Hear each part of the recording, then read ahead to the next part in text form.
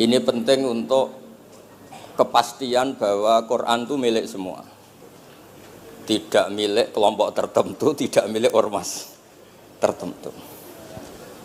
Sehingga niki kula maknani sesuai makna teks Kiai Bisri, dados kula maknani Jawa Pegon sesuai tulisan Kiai Bisri. Kula cerita teng Durriyah niki wonten Sami, wonten Rafi. Dulu yang diantara yang nulis ini namanya Kiai Nawawi. Kiai Nawawi niku mantu Kiai Munawir. Ketika mondok teng buyut kula teng Damaran. Jadi ketika proses cetak di Menara Kudus, diantara penulisnya itu Kiai Nawawi, seorang hafid menantu Mbah Munawir. Mengkene iki kula maca Wadduha, ta sederenge kula mukadimah. Kula maknani persis, ndak ada yang saya rubah. Kula cerita tentang beberapa yang ngaji di sini. Antar mufassir yang memang benar-benar mufassir, bukan permakan yang dimaklumatkan sebagai mufassir asli. Itu mengukur orang ngerti ndak itu gampang. Misalnya begini, nanti di Wadduha, ini nanti sama makna di Wadduha. Ada kata alam yajid kayatiman fa'awa. Kemudian wawajadaka dolan. Mungkin kalau maknanya urut ini hanya beberapa menunjukkan betapa Kiai Bisri itu sebelum menulis itu mutola'ah. Mriki ditulis dolan engkang orang ngerti. Jadi wawajadalan nemu sapa rabbuka ing sira niki mboten kula rubani persis. Dolan ing wong sing ora ngerti. Fahada mongko nuduhaken ai rabbuka ing sira. Jadi begini Rafi, sampai saya kasih tahu. Dolla itu asli maknanya bukan sesat itu boten. Dolla itu tidak tahu. Kemudian tidak tahu itu untuk hal yang ekstrim, tidak tahu Allah itu namanya sesat. Wong kok ora roh pangeran itu kebablas. Tapi nek ora roh dhuwit kados kula niku wong apik. Maksudnya ora roh dhuwit niku ora kudu ra duwe dhuwit. Maksudnya mboten nate berjuang utawa pidato utawa apa hitung-hitungane dhuwit mboten. Niku mboten kiai niku. Radi Yahudi niku nek kabeh hitung-hitungane dhuwit. Radi mboten radi niku enggak boleh seorang ulama hitung-hitungannya uang. Dolla itu maknanya sesat. Sehingga dulu orang Arab bilang orang yang enggak tahu jalan ya dolla anitorik, dia enggak tahu jalan itu. Nah karena kelamaan orang itu maknanya dolla sesat sehingga kebingungan ketika ada ayat wawajadaka dolan karena Nabi tidak mungkin distatuskan apa? Sesat. Itu resiko atau efek dari orang tidak mempelajari ilmu lughat secara jelimet, secara detail. Sebetulnya dolla itu dolla anitorik, dolla tinnakoh, onta saya hilang. Itu biasa di bahasa Arab. Nah, sehingga saya beri sekian contoh. Nanti kalau maknanya urut, ini cerita betapa alimnya Kiai Bisri. Karena sanad kita semua dengan Kiai Bisri itu mirip-mirip. Kiai Bisri alim itu ngaji Kiai Khalil Harun. Kiai Khalil Harun keluarga sarang. Beliau masih keponakan sama Mbah Ghazali, pendiri madrasah Pondok Sarang asmane Mbah Ghazali.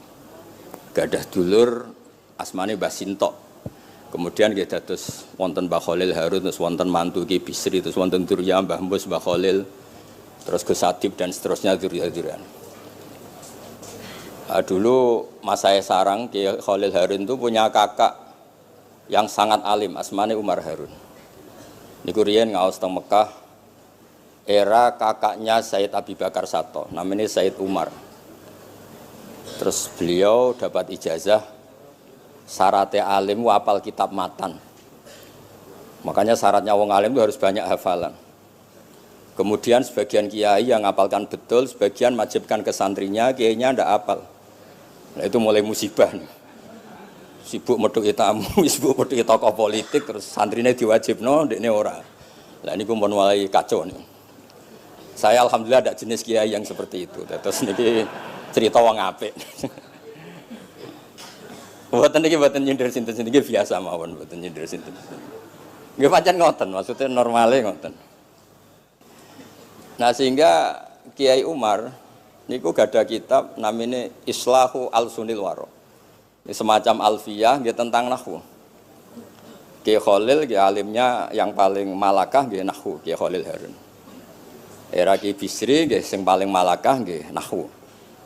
Meskipun beliau mutabakhir di beberapa fan ilmu tapi paling malakah nggih nahwu. Sehingga beliau nulis Awsatul Masalik terjemahnya Alfiyah bin Malik nggih kados mun malakah mun nyaman mawon. Mun kula terusaken. Dolan itu dipakai Quran di beberapa ayat. Misalnya anak-anak Nabi Yakub itu bilang ke bapaknya, padahal bapaknya seorang nabi. Ketika bapaknya terlalu merindukan Yusuf yang hilang, itu disebut inna kalafi dhalalikal qadim. Inna kalafi dhalalikal qadim. Engkau bapak terlalu rindu ke Yusuf. Rindu yang sampai orang enggak terkontrol itu bahasa Arabnya juga inna kalafi dhalalikal qadim. Begitu juga ketika Zulaikha begitu mencintai Yusuf sampai kehilang kestabilannya.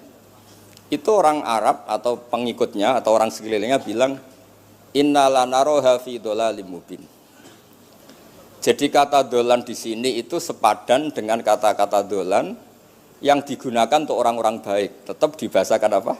Dolan, tapi bukan berarti tersesat dari petunjuk, tapi tersesat dari hal yang harusnya tahu tapi sementara ini tidak tahu. Ya, makanya di sini Mbah Bisri maknani dolan ing orang ngerti. Terus fahada. Kula maknani nggih dari awal kersane barokah. Bismillahirrahmanirrahim wadduha demi waktu duha niki kula anut persis. Walaili demi bengi idza saja nalikane nutupi apa lail. Mawadda'a ora ninggalno ka ing sira sapa rabbuka pangeran ira wa makolan ora gedeng rabbuka. Nah niki terus Ki Bisri tenggene penjelasan ngendikan siji wektu Kanjeng Nabi susah prihatin jalaran rada suwi ora ana wahyu tumurun. Sehingga suarane wong-wong kafir angger getake banget. Terus beliau cerita bahwa asbab nuzul ini adalah komentar-komentar orang kafir.